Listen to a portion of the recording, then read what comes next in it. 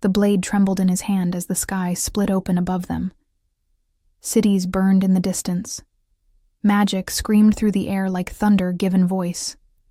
And at the center of it all, she knelt, barefoot, broken, glowing with a power meant to unmake the world. He was sent to kill her. But what if the prophecy was wrong? What if the end could fall in love?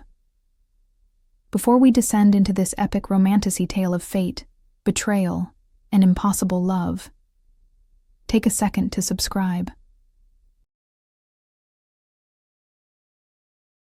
Because stories like this, they only get deeper, darker, and more devastating from here. Now, let me tell you how the world almost ended because of a girl who was never meant to survive. The storm outside howled like a wounded god as Cale stepped over the threshold of the ruined chapel. The wind carried ash, salt, and a faint trace of blood, a smell that had followed him since the beginning of the hunt.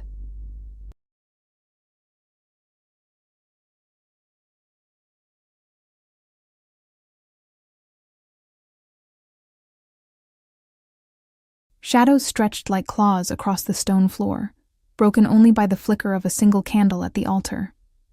And there she was, a girl curled beneath stained glass, trembling, barefoot, and glowing faintly as if the storm were inside her too. Her eyes lifted toward him, wide and glassy, and for a heartbeat too long. Kyle hesitated. She didn't look like a harbinger of the end. She looked like a child torn from time. Bones too light, breath too quick, voice barely a whisper. "Are you here to kill me?" she asked, and the way her voice cracked was a dagger made of something softer than steel. Cale tightened his grip on his blade, then loosened it. The training screamed inside him, "End it before it begins."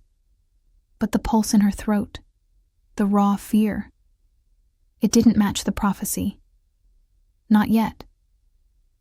3 days ago, his commander had said, "The seal is not evil, but evil follows her.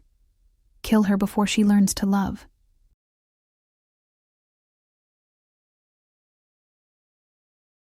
That sentence returned to Cale now, like the echo of a curse. He said nothing. Just stepped back from the light of her glow, hiding both his face and the tremble in his hand.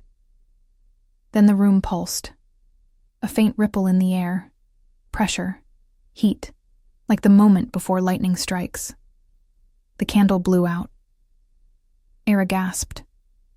Cale looked at her hand. It had split the stone beneath her fingers, with no effort, no awareness. She didn't know what she was. That was the first revelation. But the second was more dangerous. She was afraid of herself. And the third, the one that rooted deepest in Cale's chest, was this. He didn't want her to die. The road to the old library had long since collapsed into the sea. But Cale knew another way. Through tunnels once carved by monks who feared the daylight. The darkness was thick, filled with the scent of mildew and old dust, and each footstep echoed like a whisper of judgment.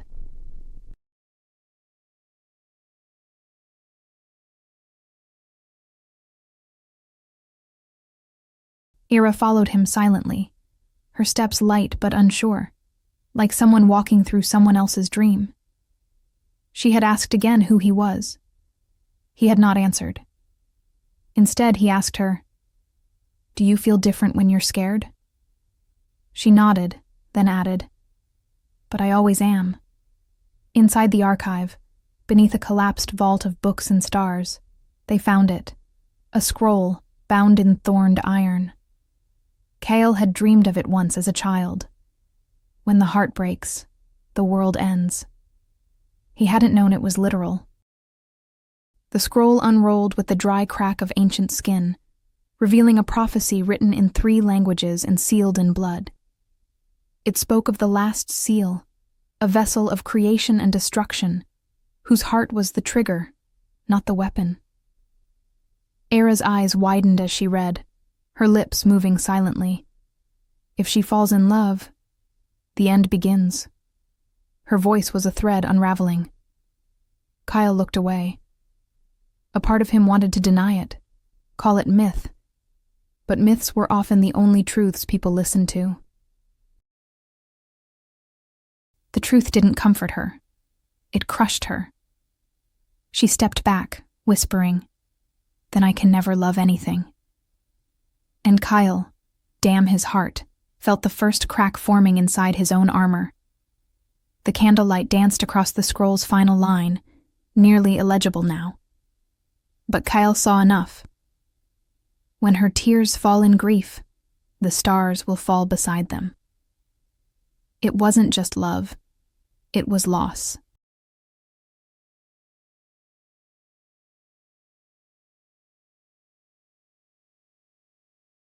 Era was walking a tightrope between salvation and annihilation, and she didn't even know what waited at either end. The moon bled red over the cliffs of Marhollow. Down below, waves crashed with a roar that drowned even screams. Kyle led Era along a broken path worn into the rocks, but they weren't alone. He sensed it too late. The wind shifted, bringing with it the sour scent of iron and smoke. Then came the hiss of arrows. The Order had found them. The attack was brutal, fast, clinical. They came cloaked in black and silence, eyes glowing faintly with enchanted sight. Kale blocked the first strike with the flat of his blade, spinning Ira behind him. But it was too late. Her fear spiked, and the air around her shifted. Not bent, not cracked. It folded. A scream left her throat, pure and piercing, and the ground answered. A tremor split the cliffside. One of the hunters fell, not from a wound, but from the pressure wave that shattered his lungs.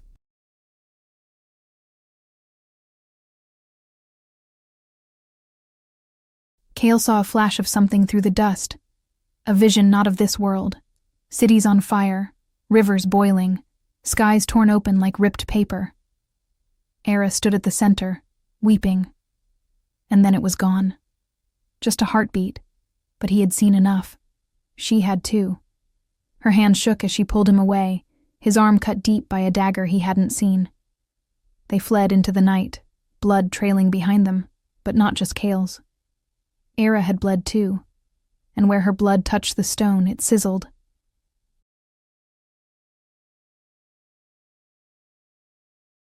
Later, in a collapsed windmill hidden by ivy, Kale bandaged his wound in silence. Era stared at her hands, whispering, "I saw you die." Her voice was so small he almost missed it. "You were the last thing I saw before the world ended." Kale said nothing, because in that moment, he believed her. The Ashen Woods were haunted, not by ghosts, but by memories that refused to die. Every tree bore scorch marks from a war no one remembered, and the ground hummed with trapped heat. Maevra's hut stood crooked against the ruins of an old watchtower, laced with sigils that burned faint blue. When Kale brought Era to her doorstep, the witch did not greet them with kindness, only a blade made of bone and a narrowed eye. "You should have killed her already," she said, before even stepping aside. Maevra was once Kale's teacher, the one who taught him to track magic like blood in the snow. But time had turned her bitter.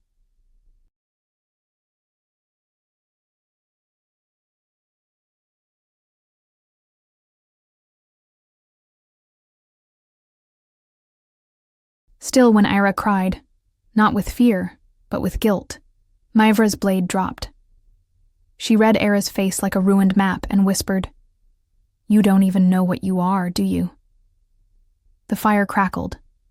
Outside, a distant howl split the trees. What Maevra revealed shook them both. Era's powers were not destruction by nature. They were transformation. If corrupted by grief or rage, yes, they could unmake the world. But if channeled, they could rewrite it.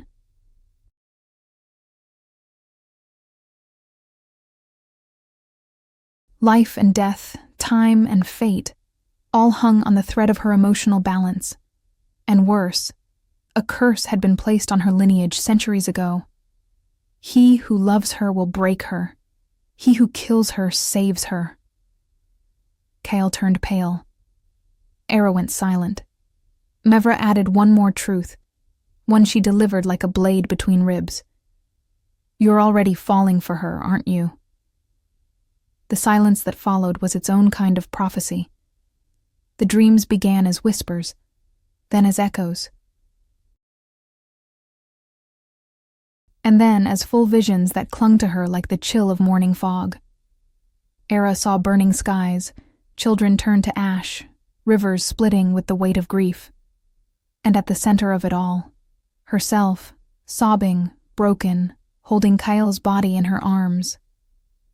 She woke screaming each time, and each time Kyle sat beside her, silent, present, never touching, but never leaving.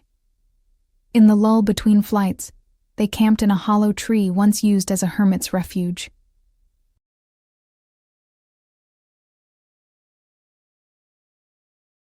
Kale carved sigils into the bark, fingers shaking. Ira, still shivering, whispered, "Do you think I meant to be this?" He answered with the truth. "I think you were meant to decide." And for a moment, their silence was heavier than any blade. Ira confessed that she never had a home. No name, no people, only fragments of memory and fear. The one thing she remembered clearly was a lullaby, sung in a voice too soft to belong to the world that had hunted her.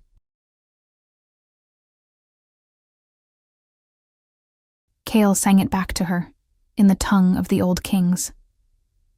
She cried. Her tears glowed faintly in the dark, but the earth did not shake, not this time. Yet the dreams returned.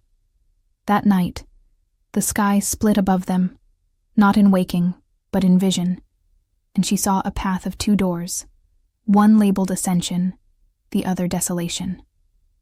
Both had her name etched in gold. She didn't know which was worse, but she did know one thing now. She wasn't dreaming someone else's future. She was dreaming her own. The sky was the color of bruised iron when Kale felt the trap snap shut. The birds had gone silent, not fled, not stirred, simply vanished. The smell of the earth changed too, from moss and bark to smoke and singed stone. Era stood barefoot by the stream, washing dried blood from her palms, unaware that her final moment of peace was ending. Kyle reached for her just as the first arrow struck the tree beside them. The Order of the Black Flame had found them.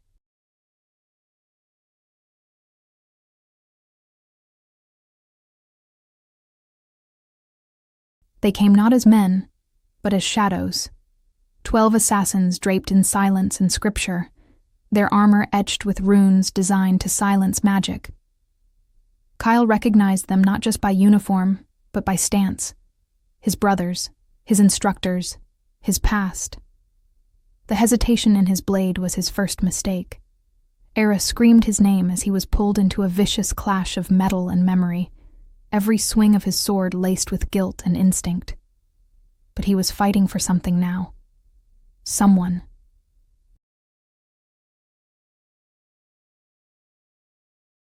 That made him slower, deadlier, but also vulnerable.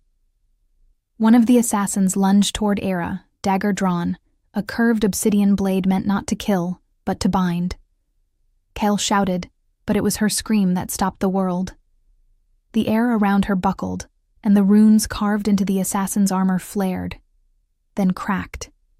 The man's body twisted midair and was thrown against a boulder with bone-shattering force. But she hadn't meant to. Her hands shook violently, eyes wide with horror.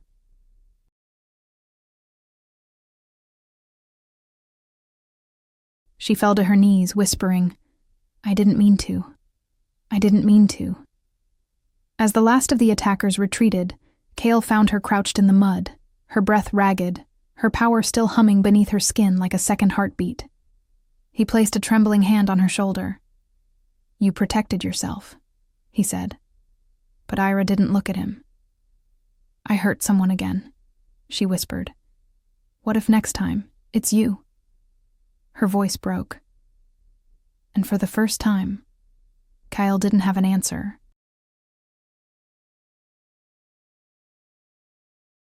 They reached the abandoned observatory by nightfall. Its dome had collapsed years ago, revealing a fractured ceiling open to the stars. Moss grew through the floor tiles like veins, and broken telescopes lay rusting like forgotten eyes. It was once a place of wonder, now a shelter for fugitives of fate. Era walked slowly, running her fingers along dusty stone, as if trying to read the past through its silence.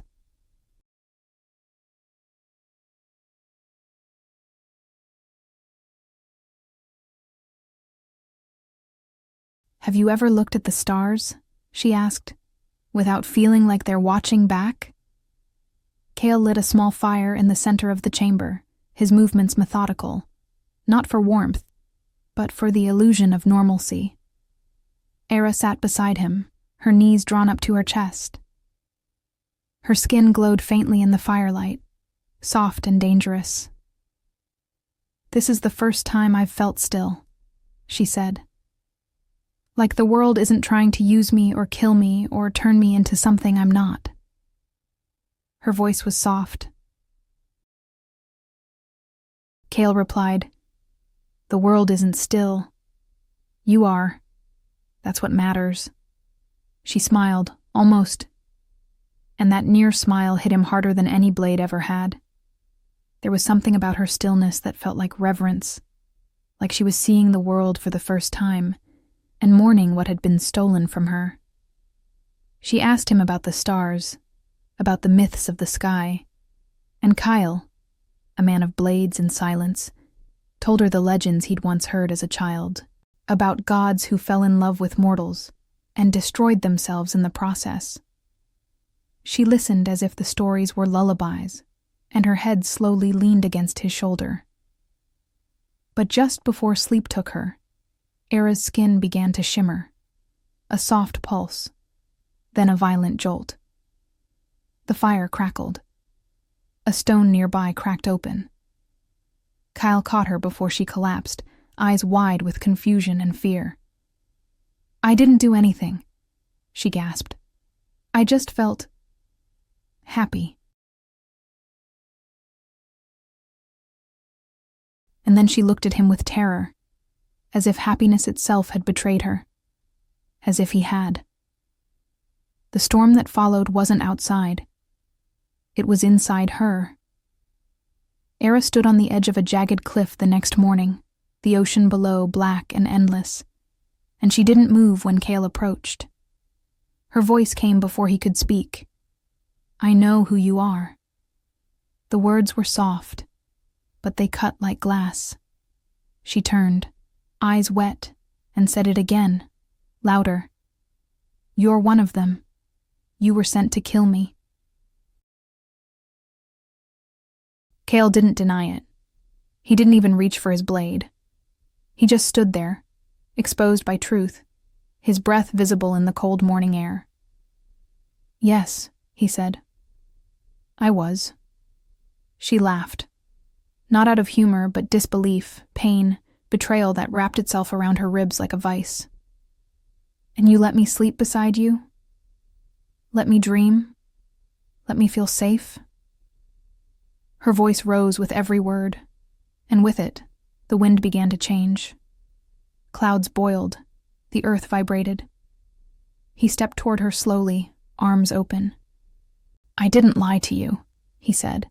I just didn't tell you fast enough. But it wasn't enough. Her heartbreak was alchemy. The sky above them cracked like glass under pressure. Lightning danced across the horizon. And when she screamed, not with fear, but grief, the cliffside fractured beneath her feet. Kyle grabbed her before the edge collapsed completely, pulling her into his arms as the world tore behind them. She collapsed against him, sobbing, and the magic stilled.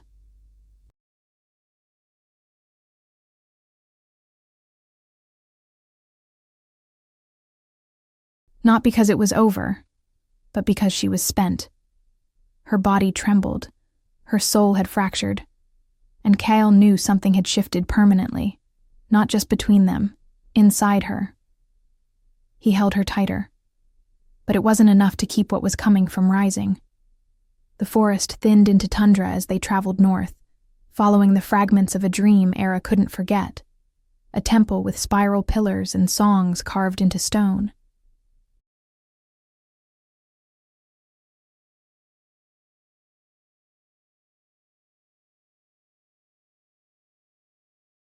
The wind was cruel here, sharp as old regrets, and the sun barely rose above the horizon. It was Mevra who told them where to go. The place of her birth is the key to her end, but she didn't come with them. Some endings, she said, you walk into alone. The hollow temple stood broken atop a rise of blackened stone, its walls crumbled, its altar open to the sky. Ira walked ahead of Kale, her steps hesitant but sure, as if her bones remembered a rhythm her mind had forgotten. As she crossed the threshold, her breath caught. Echoes flooded her. A woman's voice singing a lullaby, a flash of golden hair, blood on pale hands. Her mother. Not as a mystery now, but as memory. Kyle watched from the edge of the chamber as Ira fell to her knees. She died here, Era whispered, trying to unbind me, trying to save me. She touched the altar. Symbols flared beneath her fingertips. A ritual had begun centuries ago, unfinished, meant to sever her from the seal within her. To stop the prophecy, but it hadn't worked, and now Era could finish it. But doing so would mean death. Hers. Kyle knelt beside her, voice breaking. There has to be another way. But Era didn't look at him. Maybe there isn't, she said. Maybe this is what I was made for. Her voice cracked, not with fear, but with acceptance. Kyle reached for her hand. It was cold. You weren't made to die, he said. You were made to choose. And that was the truth that finally reached her. Snow began to fall. Soft, relentless.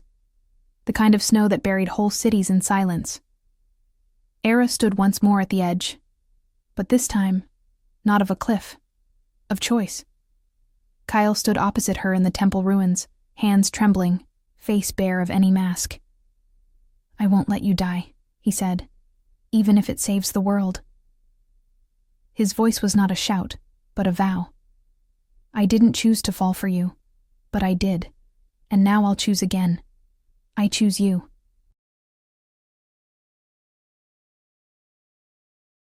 She stared at him, eyes glassy, chest heaving, magic humming beneath her skin like wildfire held in a cage.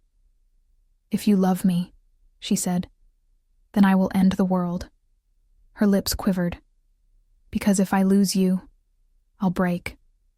There was no accusation, only fear, only truth. Kale stepped closer, placing his hand gently over her heart.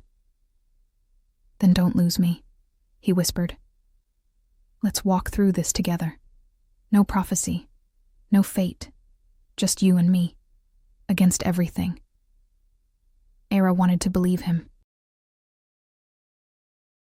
She needed to. But the weight of destiny pressed like a hand on her throat.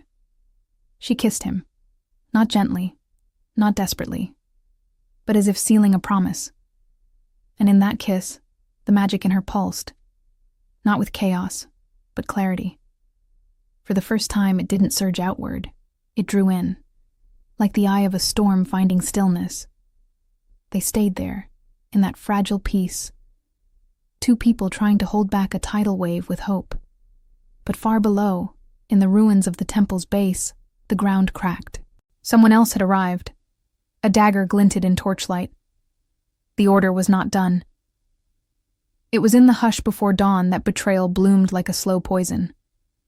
The wind shifted again, not like before, not with ash or blood, but with something colder, the scent of fate catching up.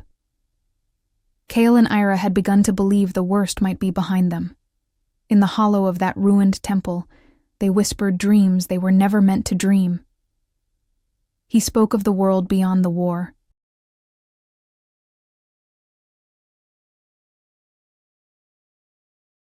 She described colors she'd never seen, not in visions of fire, but in dreams of peace. But while they rested, someone else moved in the dark. Maevra had watched from the ridge above.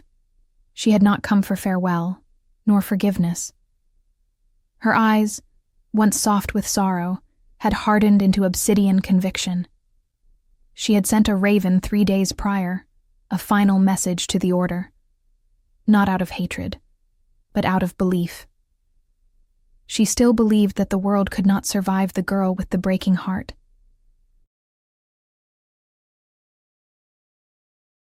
And in her eyes, Kale was already too far gone to be saved. So when the assassins came, she lit the guiding fire for them. The dagger, the one meant to seal Era's soul, gleamed in their commander's hands like a shard of night itself. Kale sensed it too late. The whisper of footfall, the wrong pressure in the wind. The dagger struck, but not Ira. It found him. The blade buried deep beneath his ribs, laced with runes that tore at the very thread of his essence.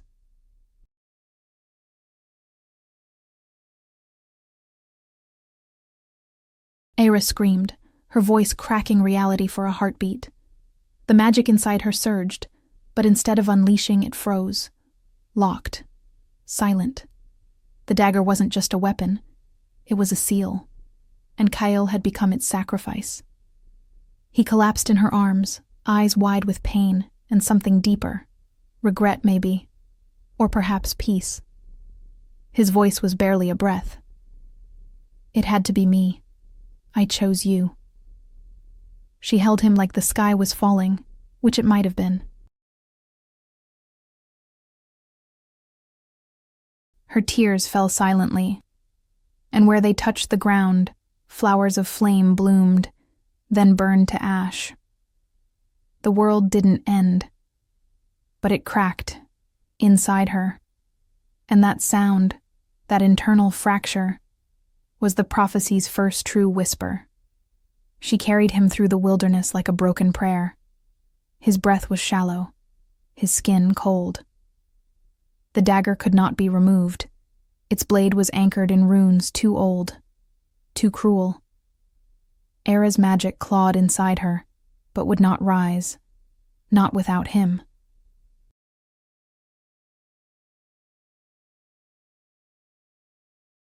Not without the pulse that had steadied her since they first met in that ruined chapel. Her hands trembled as she followed the whisper in her blood, a pull she couldn't explain. It led her to the edge of the known world, to the place stories spoke of but maps refused to draw, the heart tree. The heart tree stood alone at the center of a dead forest, its roots rising from the earth like bones of a god too big to bury. Its bark pulsed with slow light, gold and red, as if it breathed. The air tasted of ozone and memory, and when Era stepped into the ring of stone that surrounded it, time bent. The snow halted mid-fall. The wind stopped. Everything stilled, except her grief. She laid Kale's body at the base of the tree. Her voice broke as she spoke. "Take me. Let him live. I was born to end the world, but I'll rewrite it if you let me." The tree answered with silence at first, then visions. Not dreams, possibilities. In one, she stood crowned in flame, worshipped and feared, remaking the world in her image. In another, she became death incarnate, a force of mourning turned weapon. And in the last, she was no one. She walked in peace, beside Kale, unknown and free. But that path came with sacrifice too. She would lose her power, her memory, herself. Her hands clenched. Her magic surged, but instead of flaring outward, it folded inward. She realized then, the prophecy was not a warning. It was a mirror. It showed the world what it expected, and if she believed it, she would become it.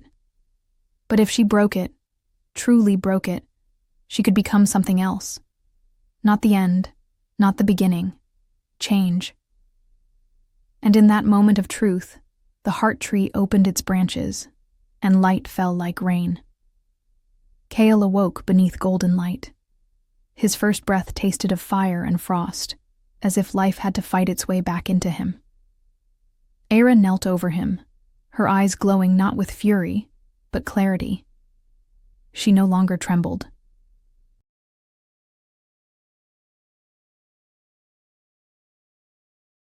No longer broke. Her power hummed in perfect rhythm with her heartbeat. The seal had shattered, not in rage, not in grief, but in choice. Her love had not undone the world. It had remade it. He sat up slowly, his wound gone, though a faint scar remained. A reminder etched not in flesh, but fate. Around them, the heart tree pulsed with quiet satisfaction. The forest beyond it stirred. Flowers that had never bloomed before opened. Rivers that had dried centuries ago began to flow. Something ancient had awakened, not in violence, but in harmony. Era helped him to his feet. "I saw every version of me," she said softly, "and I chose the one that wasn't written." Kale cupped her face, awe and fear mingling in his eyes. "You changed the story." She nodded. "Because love isn't the end. It's the anchor." She smiled, and for the first time, the world smiled back. But peace is never left alone for long. Far away, the order stirred. The heart of the High Commander turned cold at the news that the seal had awakened, and had not destroyed but healed. "That," he growled, "is more dangerous than the end." And so, the wheels turned again. Not to stop the apocalypse, but to reclaim control over a world they no longer understood. They returned not as fugitives, but as forces of nature. Era no longer hid her light. She walked through the ruins of the old capital like dawn breaking through storm clouds.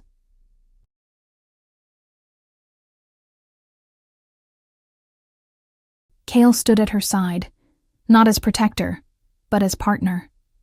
Behind them, the forest had grown, wild, magical, alive in ways it hadn't been in centuries. But the Order did not welcome miracles. They prepared for war. The final confrontation came beneath shattered spires. The High Commander stood atop the broken palace steps, his voice amplified by runes and wrath. "You were meant to die," he shouted. "You were never meant to choose." Era stepped forward, her voice calm and crystalline. "You only fear what you cannot control." She raised her hand, and the city trembled, but not in collapse, in rebirth. The battle raged. Runes clashed against raw power. Magic warped steel, and hope defied death. Mavra appeared in the chaos, wounded, eyes filled with remorse. "I was wrong," she whispered to Era. "Forgive me, and let me help." Era took her hand, and the magic that flowed between them rewrote every rune the Order had carved. Their power turned against them. One by one, the soldiers laid down arms, not because they were defeated, but because they believed. In her, in a future beyond prophecy. The High Commander fell, not slain, but stripped of conviction. And in the silence that followed, Era stood tall, surrounded by blooming stone and rising sun. Weeks passed. The world healed slowly, awkwardly, like a child learning to walk again. People approached Era now with wonder, not weapons. She didn't rule. She didn't reign. She simply lived. With Kyle, in a rebuilt corner of the world, where the air no longer smelled of fire, but wildflowers and morning rain, they walked among villagers, helped rebuild roofs, planted seeds with their bare hands. Ira laughed more, cried less, but the choice still lingered. One morning, standing on the edge of a riverbank, she looked at Cale and said, "I still feel it, the possibility of breaking. It never left." Cale smiled gently, brushing a lock of hair behind her ear. "That's what makes it real," he replied. "We weren't meant to be perfect. We were meant to keep choosing." She nodded, eyes misting, not from sorrow but gratitude. She wasn't a goddess, not a savior, just a girl who had been born to end the world and decided not to. The river flowed beside them, soft and steady. A bird sang. The sky was clean. But somewhere far beyond that peace, a whisper rose in the dark. Not a threat. Not yet. Just a question. Because endings are never final, and beginnings always carry seeds of chaos, and so the world turned again.